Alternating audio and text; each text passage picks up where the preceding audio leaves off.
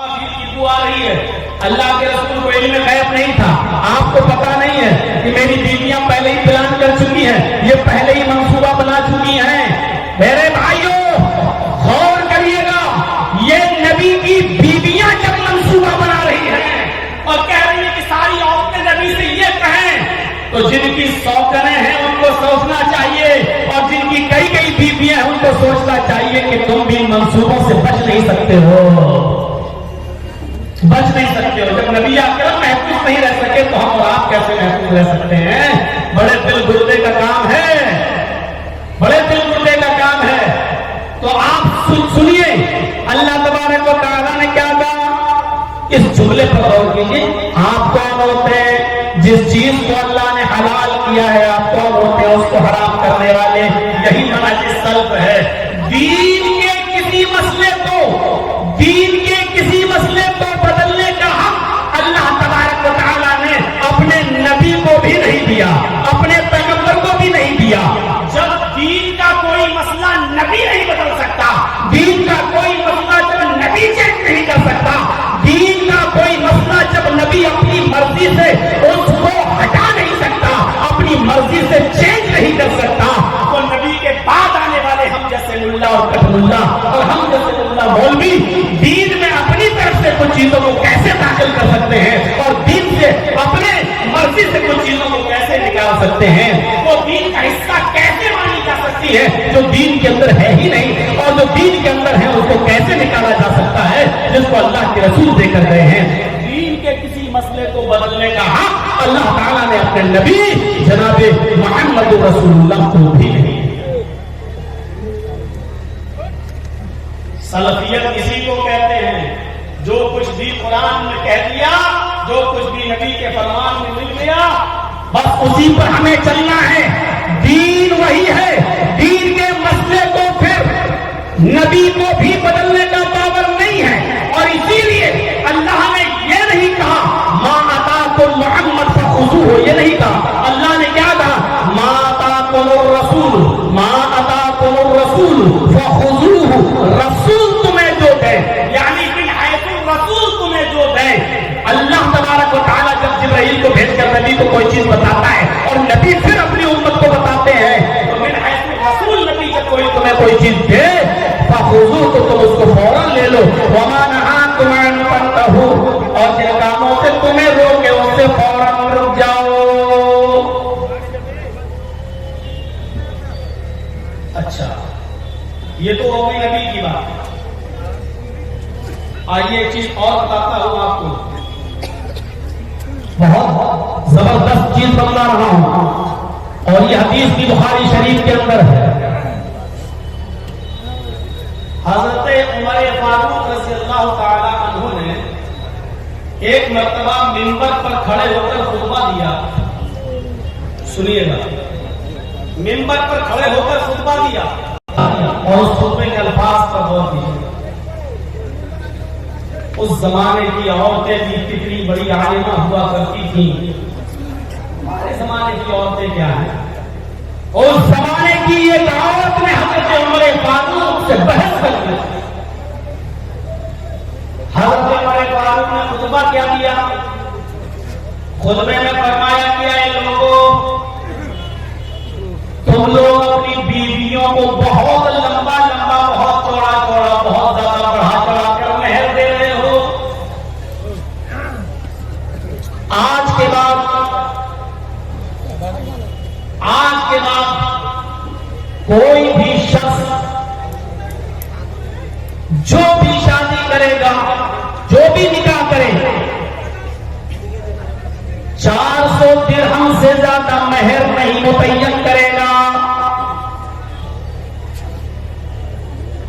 اگر کسی نے اپنی بیوی کو 400 درہم سے زیادہ مہر دیا, کسی نے اپنی بیوی کو اگر 400 درہم سے زیادہ مہر دیا, تو زائد مہر امیر المومنین ہونے کی حیثیت سے میں اس عورت سے لے لوں گا اور بیت المال میں جمع کر دوں گا, کیونکہ میں نے نبی اکرم محمد رسول اللہ صلی اللہ علیہ وسلم کی بیویوں کے نکاح دیکھے ہیں, آپ کی بیٹیوں کے نکاح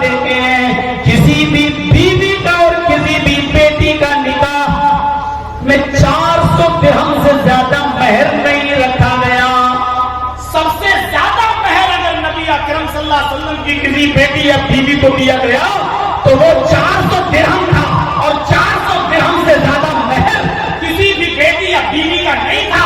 اس لیے آئندہ اگر 400 درہم سے زیادہ مہر کوئی دے گا اپنی بیوی کو تو زائد مہر، یعنی 400 روپے سے زیادہ، 400 درہم سے زیادہ جو مہر ہوگا وہ میں اس عورت سے چھین لوں گا، اور چھیننے کے بعد اس کو میں بیت المال میں جمع کر دوں گا، وہ غریبوں کے کام آئے گا.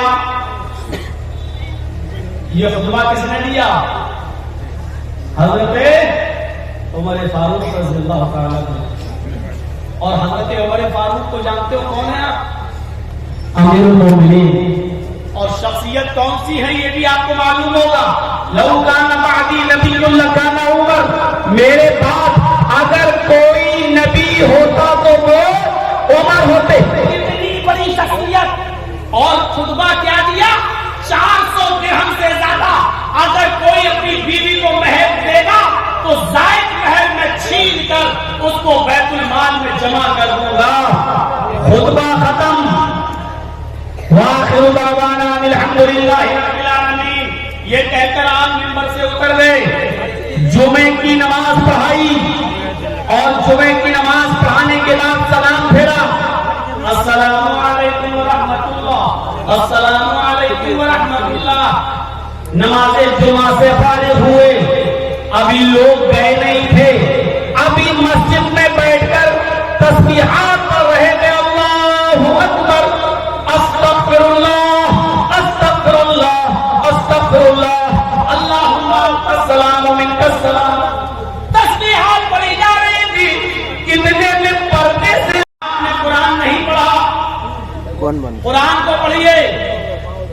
حضرت عمر فاروق کہتے ہیں پہیلیاں مت بجھاؤ، کیا قرآن میں آیا ہے؟ اس عورت نے کہا کہ قرآن میں آیا ہے شوہر اپنی بیوی کو جتنا چاہے اتنا مہر دے سکتا ہے، جتنا چاہے. کا دلیل کیا ہے؟ اس عورت نے قرآن کی آیت پڑھی، اس عورت نے قرآن کی آیت پڑھی. وَآتَيْتُمْ إِحْدَاهُنَّ قِنطَارًا فَلَا تَأْخُذُوا مِنْهُ شَيْئًا. آیت تمہاری میں جمع ہونے والے ہزاروں کی تعداد میں سننے والے لوگوں ذرا غور سے سنیے گا. ایک عورت حضرت عمر فاروق کو دلیل دے رہی ہے، وہ عمر جو ابھی اس عمر کو ایک عورت خطبہ دے رہی ہے، قرآن کی آیت پڑھ کے بتلا رہی ہے. وَآتَيْتُمْ إِحْدَاهُنَّ قِنطَارًا. اگر تم میں کوئی بھی شخص اگر بہت زیادہ مہر اس نے دیا ہو، خزانوں کے خزانے دیے ہو، قنطاراً ڈھیر سارا مال دیا ہو، قنطاراً پورا کا پورا خزانہ ہی اس نے اپنی بیوی کو کیوں نہ مہر میں دے دیا ہو، فَلَا تَأْخُذُوا مِنْهُ شَيْئًا. تو تم اس خزانے میں سے، عورت کے اس مہر میں سے کچھ بھی، شیئاً ذرا سا بھی، چٹکی بھر بھی لینے کا اختیار نہیں رکھتے. لا تأخذوا منه شيئا. عورت کے اس مال میں سے تمہیں کچھ بھی لینے کا حق نہیں ہے، وہ عورت ہی کا مال مانا جائے گا، وہ عورت ہی کا ہے. اگر اس کا شوہر اس کو چاہے کتنا مال دے دے، ڈھیر مال دے دے. فلا تأخذوا منه شيئا. کچھ بھی نہیں لے سکتے ہو اس میں سے. حضرت عمر فاروق نے جب قرآن کی آیت سنی تو مجمع میں کچھ لوگ جو بیٹھے تھے مسجد میں ان سے پوچھنے لگے کیا یہ آیت قرآن میں ہے؟ دیکھیے کیا یہ قرآن میں ہے؟ لوگوں نے کہا جی قرآن میں ہے. کوئی چارج نہیں. اب سلفیت کیا کہتی ہے، منہج سلف کا طریقہ کیا ہے؟ اب قرآن کی آیت آ جانے کے بعد حضرت عمر فاروق کا اصول دیکھیے. حضرت عمر دوبارہ منبر پر کھڑے ہوئے، نماز ہو چکی ہے، نماز ختم ہو جانے کے بعد عورت نے جب مسئلہ تو اعلام الموقعین کے اندر آپ پڑھ سکتے ہیں اس جملے کو کیا کہا. حضرت عمر فاروق نے اصابت امرأۃ واخطأ رجل. آئے لوگوں، ایک عورت نے قرآن کی آیتیں سنائی اور آیت سنانے کے بعد اس نے درست اور سچی بات کہہ دی.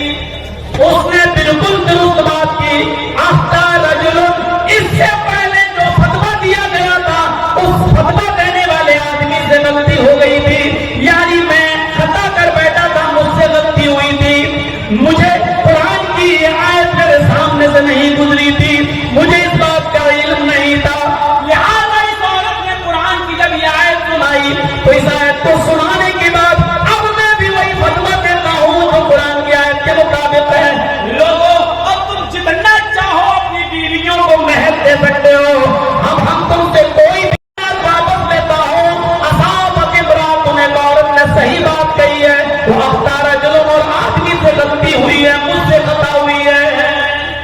यही है मना के सल्फ। कुरान की आयत आ जाए, हदीस का फरमान आ जाए तो फौरन कहते कि नहीं यही सही है, हमारी हमसे गलती हो सकती है, और रसूल अल्लाह और उसके रसूल की तरफ पलट दो। लिहाजा अल्लाह का फरमान ये है, रसूल का फरमान ये है। हजरत उमर ने हमें ये सिखलाया, और ये कुरान ये औरत का और हजरत उमर फारूक का ये वाकया हमें इस बात की तरफ तंबीह भी करता है, हमें इस बात की तरफ इशारा भी करता है कि लोगों, बड़ी से बड़ी शख्सियत से भी गलती हो सकती है, गलती, लेकिन कुरान की आयत आ जाने के बाद फिर वो अपनी बात को वापस ले ले। जैसे हजरत उमर फारूक